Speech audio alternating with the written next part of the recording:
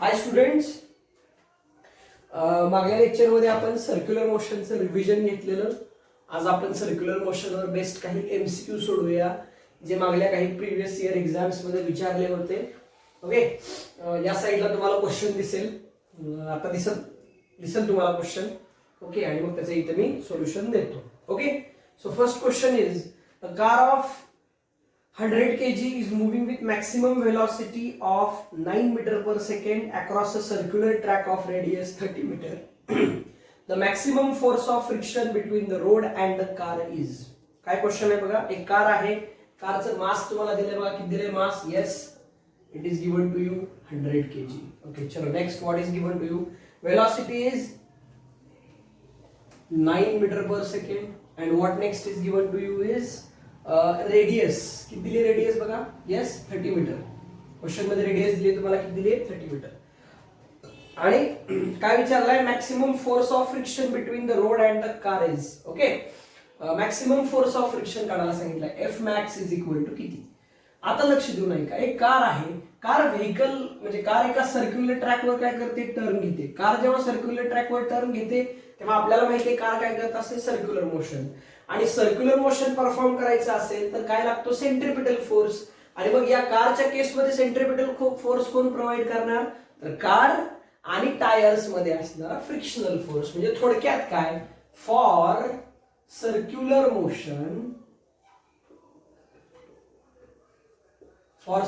Motion, centripetal force is equal to frictional force. बरोबर का? कारण आपण बघितलं ना, कार जेव्हा सर्कल घेत असते, टर्न घेत असते, तेव्हा सेंट्रिपिटल फोर्स कोण प्रोव्हाइड करतं? Frictional force. म्हणजे mv²/r is equal to F म्हणूया. एफ म्हणजे frictional force. Therefore F is equal to m ची व्हॅल्यू किती आहे? 100. v किती आहे? 9. त्याचा स्क्वेअर किती येणार? 81/r किती? 30. हा 0 गेला, हा 0 गेला. 3 × 3 27 × 81. Okay, so 10 × 27 the answer will be 270 newton. Option मध्ये 270 न्यूटन आहे का बघा? Option A 1000 newton, B 706, C 270 newton आणि D 200 newton. So correct option is yes 270 newton. That will be your correct answer. Right on. येऊया किंवा screenshot मारला तरी चालेल. This is number 1. चलो, मूव्हिंग ऑन नेक्स्ट. पुढचा क्वेश्चन बघूया. साइडला तुम्हाला क्वेश्चन दिसेलच. नेक्स्ट क्वेश्चन बघा. Two particles of equal masses are revolving in circular path of radii R1 and R2 respectively with the same speed. The ratio of their centripetal force is. Okay, दोन particles आहेत ज्यांचं mass equal आहे. m1 is equal to m2. Okay, and are moving with same speed म्हटलंय म्हणजे v1 is equal to v2. आणि कुणाचा ratio काढायचा आहे तुम्हाला? F1/F2 म्हणजे सेंट्रिपिटल फोर्सचा रेशो काढायचा. ऑब्विसली आपल्याला माहिती आहे बघा, सेंट्रिपिटल फोर्सचा फॉर्म्युला काय असतो? mv²/r. ओके, मग या फॉर्म्युल्याला कंपेअर जर केलं तर m कॉन्स्टंट असेल, v कॉन्स्टंट असेल. ऑलरेडी सेम आहे म्हणजे कॉन्स्टंटच आहे ना. Therefore f is directly proportional to काय असेल? r. देअरफॉर मग F1/F2 is equal to R2/R1. बरोबर का? म्हणजे सेंट्रिपिटल फोर्सेसचा रेशो किती आला? R2/R1. आपल्याला मास रेडियस R2 आणि R1 च्या फॉर्म मध्ये दिलेला आहे. सो ऑप्शन आहे का बघा? R2/R1. ऑप्शन नंबर ए दिसतोय R2/R1. So that will be your correct answer. एकदम सोपं गणित आहे. ठीक आहे, चल नेक्स्ट. लिहून घ्या हे.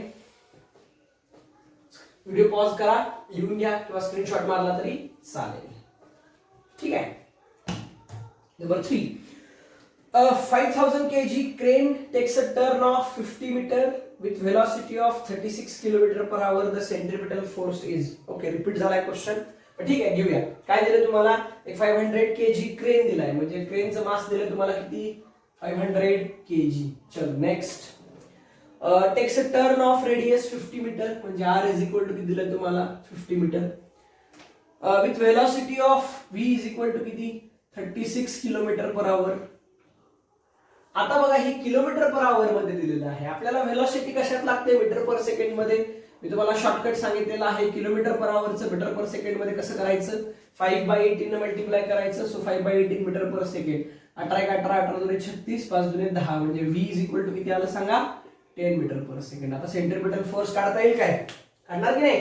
काय काढणार बघा, काय फॉर्म्युला असेल? F is equal to mv square upon r. So what is m? 500. v किती आहे बघा 10. 10 चा स्क्वेअर म्हणजे 10 इंटू 10 अपॉन r किती 50. हा एक 0 गेला, हा एक 0 गेला. 5 1 5, 5 10 50 म्हणजे 10 गुणिले 10 गुणिले 10 म्हणजे 10⁻³ न्यूटन इक्वल टू किती 1000 न्यूटन. आहे का ऑप्शन मध्ये 1000 न्यूटन? बघा दिसतो option number B. That will be your correct answer.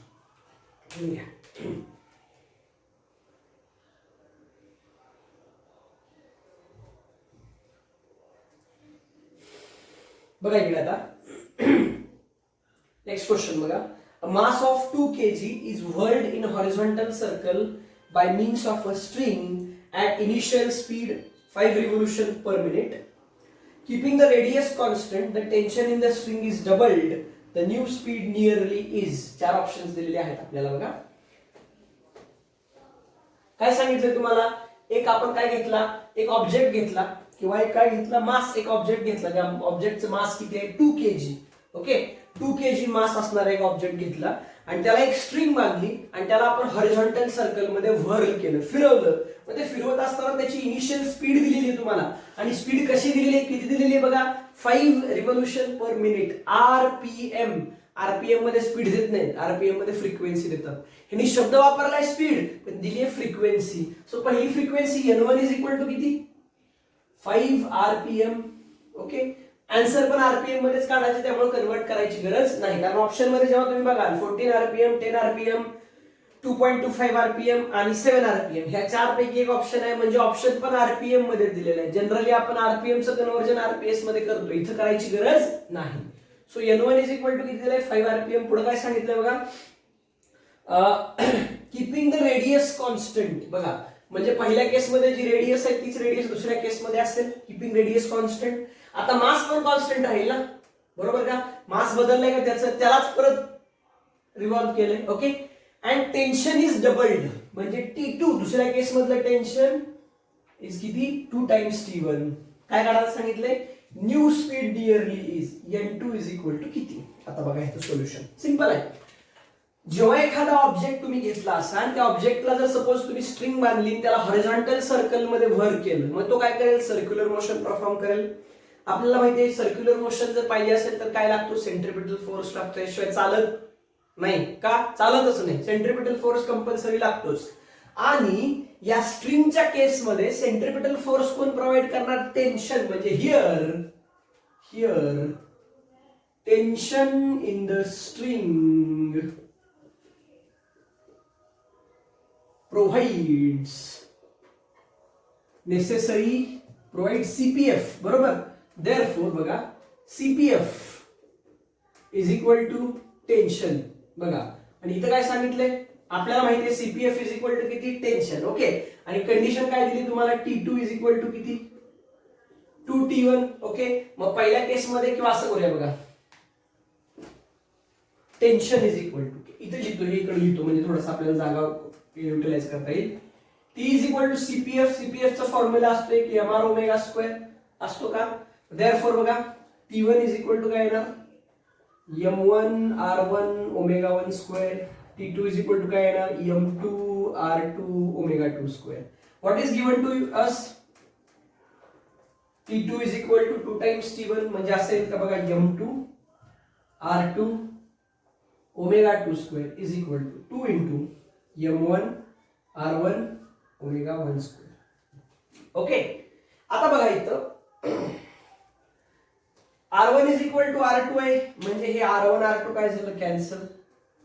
m1 is equal to m2 आहे म्हणजे m2 m1 काय झालं कॅन्सल. उरलं काय बघा मग, असं उरलं का omega 2 square is equal to 2 into omega 1 square. आपल्याला n2 काढायचंय. ओमेगाचा फॉर्म्युला 2 पाय n असतो का, मग ओमेगा 2 काय घेतलं समजा 2 पाय n2 याचा स्क्वेअर असल्यामुळे 4 pi square into n2 square is equal to हे 2 as it is into omega 1 पण काय येणार 4 pi square into n1. n1 किती दिलं आपल्याला 25 दिलंय का बघा, येस ऑर नो 25 दिलेलं आहे. ओके मग त्याचा स्क्वेअर. ओके मग आता काय झालं बघा इथं 4 पाय स्क्वेअर कॅन्सल उरलं काय, n2 square is equal to 2 into 25 किती रे 50, सॉरी 50. ओके, मग ह्याचा आन्सर तुम्हाला काढायला लागणार n2 इज इक्वल टू किती येणार बघा, हे बघा n जर n2 हे बघा n2 स्क्वेअर जर 49 असतं तर n2 is equal to approximate 7 आला असतं का, पण इथं किती आन्सर आहे बघा 50 आहे, म्हणजे 7 पॉईंट समथिंग येईल का, 7.1 7.2 म्हणजे अप्रॉक्सिमेटली जर काढलं तर n2 is approximately equal to किती आलं 7 rpm. आहे का 7 rpm ऑप्शन मध्ये. ओके, स्क्वेअर रूट घेतलं ना याचं n2 स्क्वेअरचं, स्क्वेअर रूट घेतलं तर n50 चं स्क्वेअर रूट किती येणार, 49 असतं तर 7 आलं असतं, 50 आहे म्हणजे 7 पॉईंट समथिंग म्हणजे nearly equal to 7 rpm. 7 rpm option मध्ये आहे का, आहे, option number D, and that is your correct option. Clear, लिहून घ्या, व्हिडिओ पॉज करा आणि लिहून घ्या किंवा स्क्रीनशॉट मारला तरी चालेल. चलो नेक्स्ट बघूया. What is the next question. A hollow sphere a hollow sphere has radius 6.4 meter. Minimum velocity required by a motorcyclist at bottom to complete circle will be. बघा,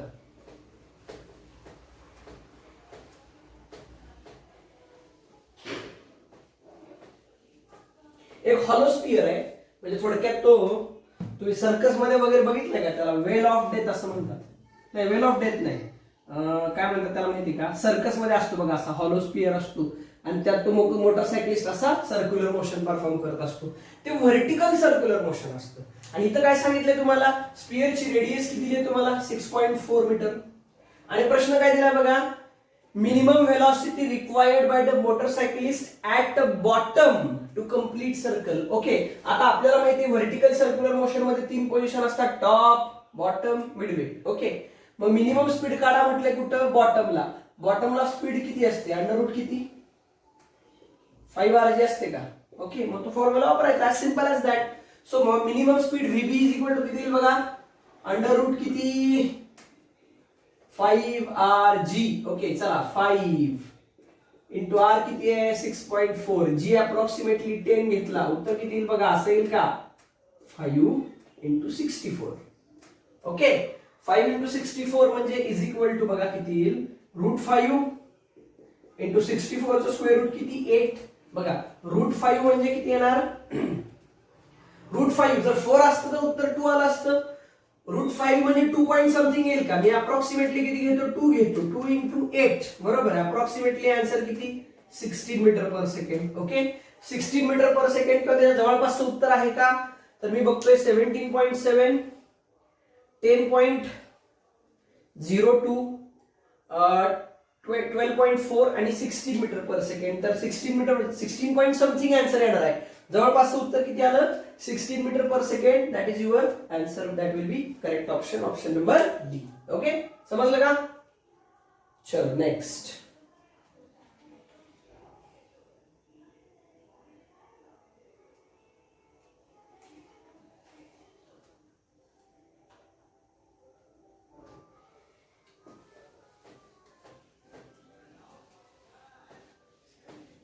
बघा काय क्वेश्चन आहे पुढचा.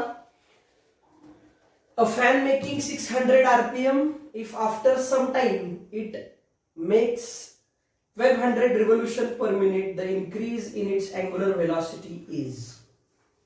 बघा पहिल्या केस मध्ये तो किती रिव्होल्यूशन करतोय, पहिली फ्रिक्वेन्सी दिली आहे n1, किती दिली सांगा n1 किती दिली n1 600 rpm, 600 rpm. ओके, आणि थोड्या वेळानंतर तो किती रिव्होल्यूशन म्हणजे त्याची नंतरची फ्रिक्वेन्सी किती दिली n2 is equal to 1200 rpm, 1200 rpm. Okay, मग काय फाइंड आउट करायला सांगितलं तुम्हाला, इन्क्रीज इन अँग्युलर वेलोसिटी. समजा पहिली अँग्युलर वेलोसिटी ओमेगा असेल, दुसरी अँग्युलर वेलोसिटी ओमेगा 2 असेल, पहिली ओमेगा 1 दुसरी ओमेगा 2, मग इन्क्रीज कितीनं झाली कशी काढणार तुम्ही, omega 2 minus omega 1 is equal to किती, सोपं गणित आहे एकदम. Omega 2 minus omega 1 is equal to 2 pi n2 minus 2 पाय n1. आता हे आरपीएम चं आपल्याला पहिल्यांदा आरपीएस मध्ये करावं लागेल. ओके, कारण आपलं उत्तर रॅडियन पर सेकंड मध्ये आहे ना, मग रॅडियन पर सेकंड मध्ये असेल तर इथे मिनिट असून चालणार नाही, त्याला काय करावं लागेल आरपीएस मध्ये. आरपीएम चं आरपीएस मध्ये करताना 60 ने डिवाइड करायचं, म्हणजे omega 2 minus omega 1 is equal to 2 pi. 600 divided by 60 म्हणजे 10 येईल का? असेल बघा. n1 is equal to 600 divided by 60. हा 0 गेला, हा एक साईन आहे 60. n1 इज इक्वल टू किती? 10. आणि मग similarly n2 is equal to 20 येईल का? आरपीएस येईल का? सिमिलरली तोच लॉजिक वापरला तर मग इथं कॉमन काय निघणार सांगा? 2π कॉमन निघालं. उरलं काय? n2 मायनस n1 म्हणजे 20 मायनस किती? 10. Okay, 2 into 3.14 into 20 minus 10. Okay, so 2 into किती? 31.4 येईल का मल्टिप्लिकेशन? 31 पॉइंट किती? डबल करा की याचं 8 2 6 68.2 radian per second. That will be your answer. बघा ऑप्शन नंबर बरं, पायची व्हॅल्यू कुठेच केलेली नाही त्यांनी. ऑप्शन मध्ये पायच्या टर्म्स मध्ये दिलेलं आहे. ओके, मग आपण आहे कसं ह्याला हे रब करूया, पायच्या टर्म्स मध्ये काढूया. ओके, किती आलं मग हे बघा, ब्लू मार्कर कुठे येतो मध्ये? इज इक्वल टू बघा हे किती? 10. 2π इंटू 10 20π येईल का? Radian per second. 20π radian per second आहे का? आहे. Option number B, that will be your correct option. Okay, clear? Pause करून लिहून घ्या.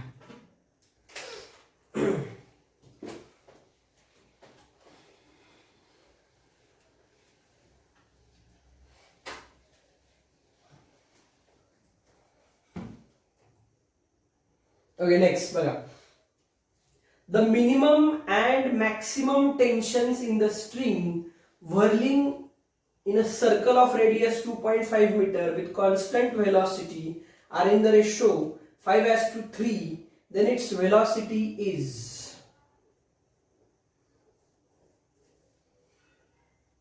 ओके, बघा काय सांगितलं तुम्हाला? मिनिमम आणि maximum tension in the string whirling in a circle of radius 2.5 metre. म्हणजे तुम्हाला काय दिलं बघा? रेडियस दिली सर्कलची, how much it is? 2.5 metre.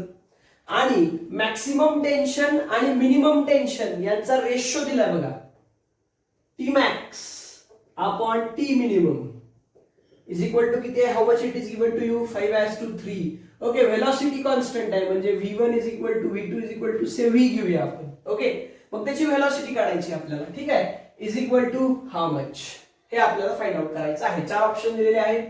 Okay, मग आता मी काय करणार? ह्याला सॉल्व्ह करणार. कसं सॉल्व्ह करणार बघा? टी मॅक्सचा फॉर्म्युला काय असेल? T max maximum tension mv² upon r plus mg. Okay, म्हणजे आपण व्हर्टिकल सर्क्युलर मोशन मध्ये बघितलं की मॅक्सिमम कुठे असतं? बॉटमला. मिनिमम कुठे असतं? टॉपला. So T max is equal to किती? mv² upon r plus mg. आणि टी मिनिमम किती बघा? mv² upon r minus mg. आता मास आपल्याला दिलंय का? नाही दिलेलं. ओके, ठीक आहे, नका देऊया, काय प्रॉब्लेम नाही. ठीक आहे, मग काय करूया बघा? रेशो दिला दोघांचा, T max upon T minimum is equal to काय येणार बघा? mv² upon r plus mg divided by mv² upon r minus mg. Okay, हा रेशो किती दिला तुम्हाला? 5:3 इज इक्वल टू बघा.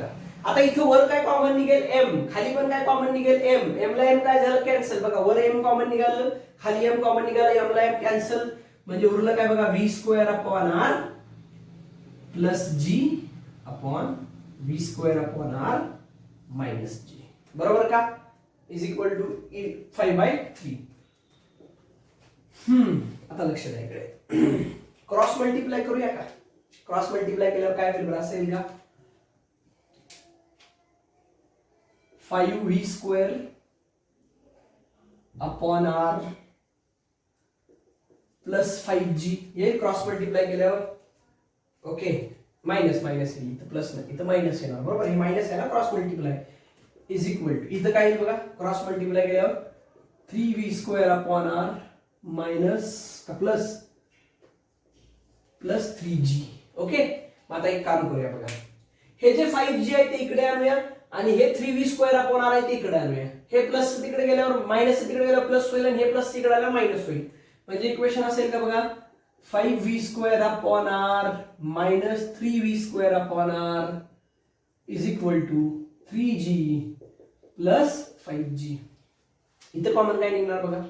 5v² upon R minus 3v² upon R किती येणार आहे? 2v² अपॉन आर येईल का? 2v² upon R is equal to 5 आणि 3 8 म्हणजे 8g, बरोबर का? Therefore v² is equal to बघा हे 8g इंटू हे आर वर आलं अपॉन 2, बरोबर का? 8g ची व्हॅल्यू 10, आर किती आहे? R 2.5 divided by 2. ओके, बघा हे किती आलं? 4 आलं, बरोबर. आता बघा 10 इंटू 2.5 25 येईल का? 10 इंटू 25 येईल का? बरोबर का? या दोघांचं मल्टिप्लिकेशन 25. 10 इंटू 25 कसं? 10 इंटू 2.5 किती आलं? 25 इंटू 4, हे 4 as it is into 25 is equal to 100 metre per second. हे आलं तुमचं v². हे काय आलं? v². आपल्याला v² काढायचं का v काढायचंय? v काढायचंय. ओके, मग एक आता इथं काय गोळ झाला माहिती का? इथं आन्सर मध्ये g ची व्हॅल्यू 4. आपण 10 घेतलेली आहे, बरोबर. आणि त्यांनी किती घेतलेली आहे? त्यांनी घेतलेली आहे 9.8. म्हणजे उत्तर आपलं असेल का बघा? v is equal to under root 100 metre per second येईल का? ह्याचं स्क्वेअर रूट आपल्याला v काढायचं ना, दोन्ही साईडचं स्क्वेअर रूट घेतल्यावर अंडर रूट किती? 100. अंडर रूट 100 च्या जवळपासचं उत्तर बघा. ह्याला मग g ची व्हॅल्यू जर मी 9.8 घेतली असेल तर हेच उत्तर किती आलं असतं? अंडर रूट 98 आलं असतं. 9.8 घेऊन बघा उत्तर किती येते? 98. सो अंडर रूट 98 ऑप्शन मध्ये आहे का? बघा ऍक्च्युली ऑप्शन मध्ये under root 98 metre per second, 7 metre per second, under route 490 metre per second आणि अंडर रूट 4.9. मग आता कुठलंच उत्तर का आपलं किती आलंय? अंडर रूट 100 आणि ऑप्शन मध्ये अंडर रूट 98. का फरक पडला? कारण आपण जी ची व्हॅल्यू किती घेतली? 10. 9.8 घेतली तर उत्तर किती येणार आहे? Under root 98. So that will be your answer. Option number A will be correct answer. Right out. Video pause करा आणि लिहून घ्या.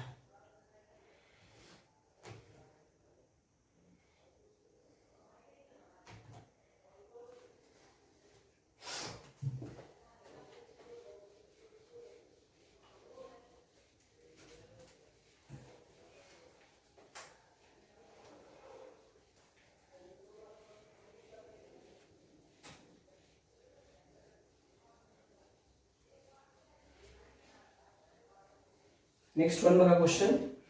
A car is moving with speed of 30 meter per second on a circular path of radius 500 meter. Its speed is increasing at a rate of 2 meter per second square. What is the acceleration of the car? बघा कारचं तुम्हाला speed दिली बघा. How much it is given to you? V is equal to किती? 30 meter per second. Okay, चला पुढे काय सांगितलंय? रेडियस दिली कारची किती दिली? 500 मीटर. ओके, काही प्रॉब्लेम नाही. पुढे काय सांगितलंय बघा?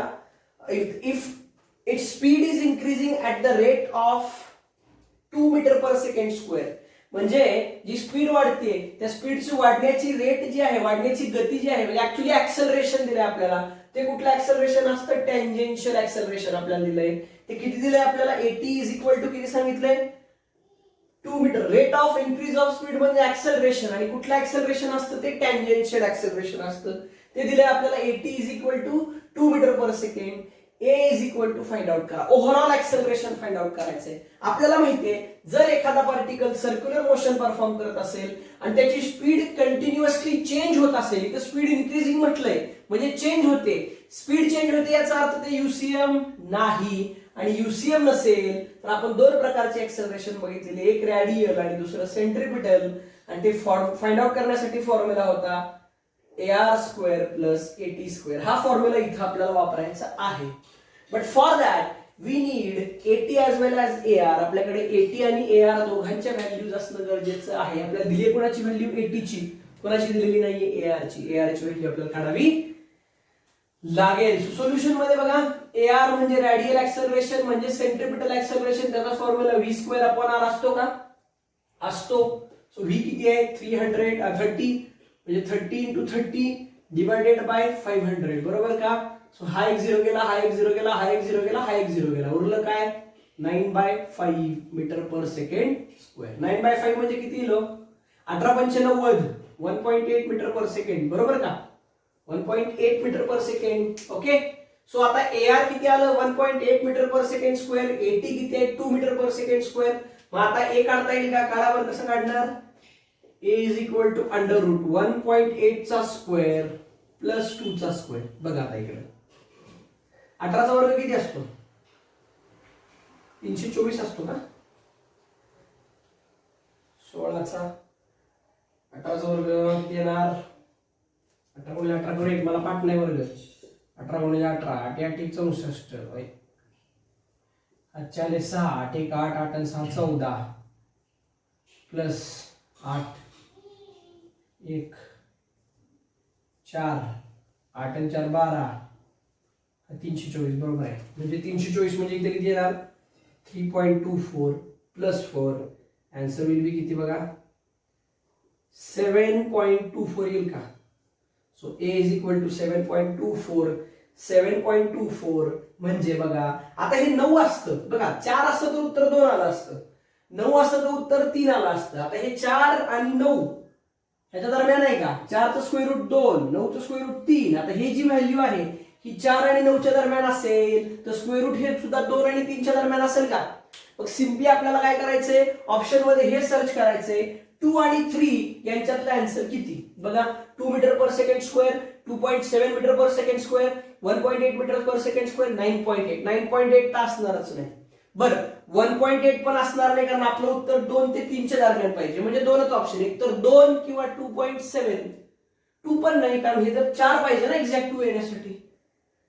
आपलं किती आहे? 7.24. 7.24 आहे याचा अर्थ ते आन्सर किती असलं पाहिजे? 2 आणि 3 च्या मध्ये, आणि 2 आणि 3 च्या मध्ये असणारा एकच ऑप्शन आहे. So A is equal to किती? 2.7 मीटर पर सेकंड स्क्वेअर. तो ऑप्शन मध्ये आहे option number B. That will be your correct option. Okay चल नेक्स्ट.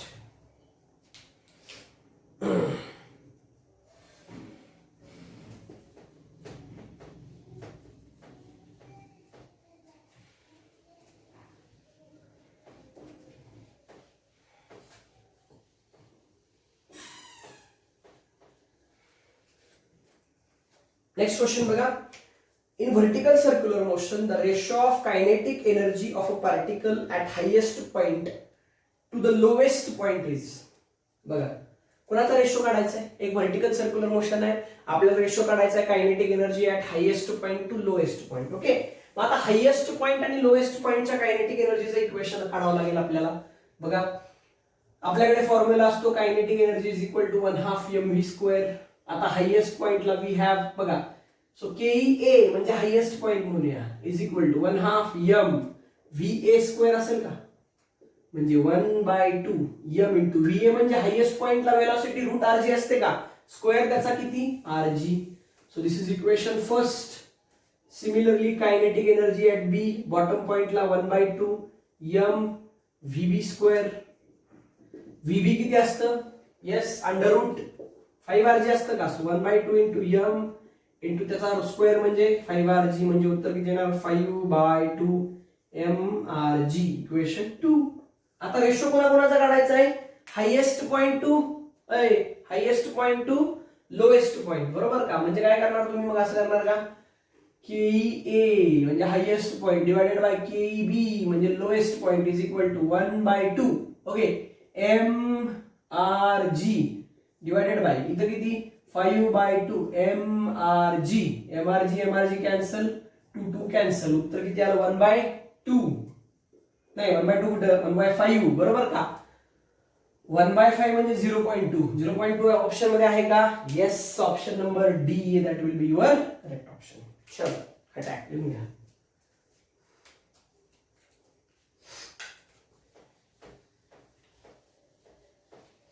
व्हिडिओ पॉज करा आणि लिहून घ्या.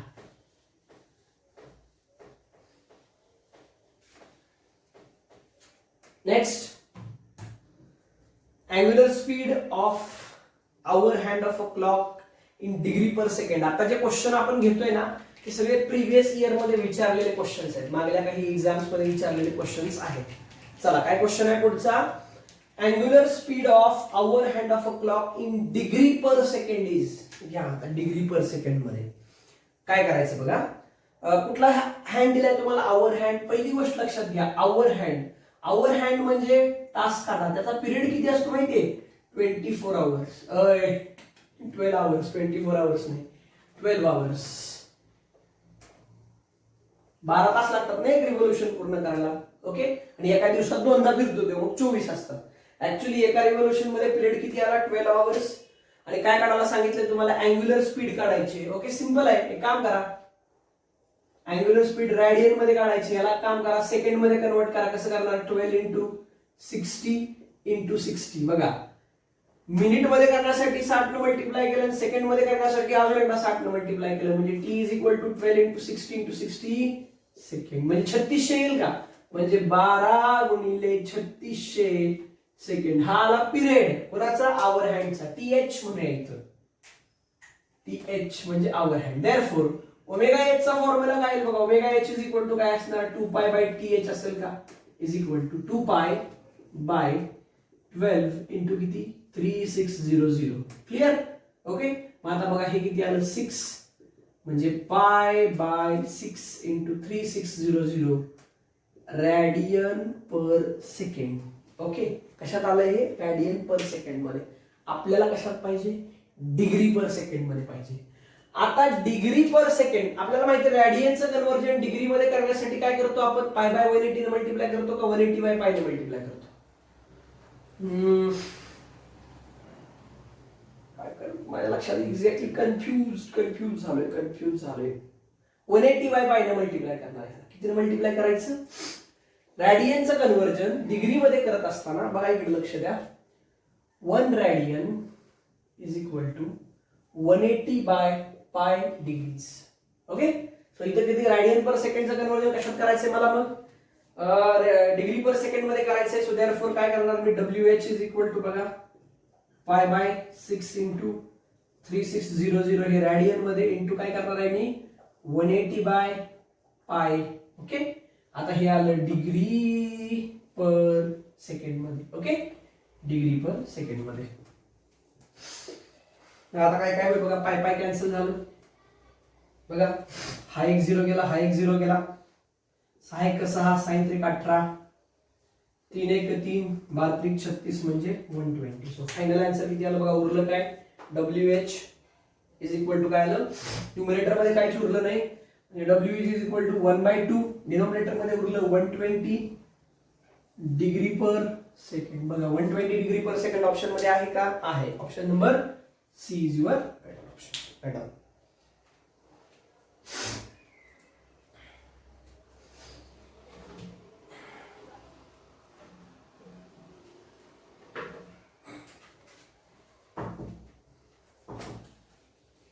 ओके,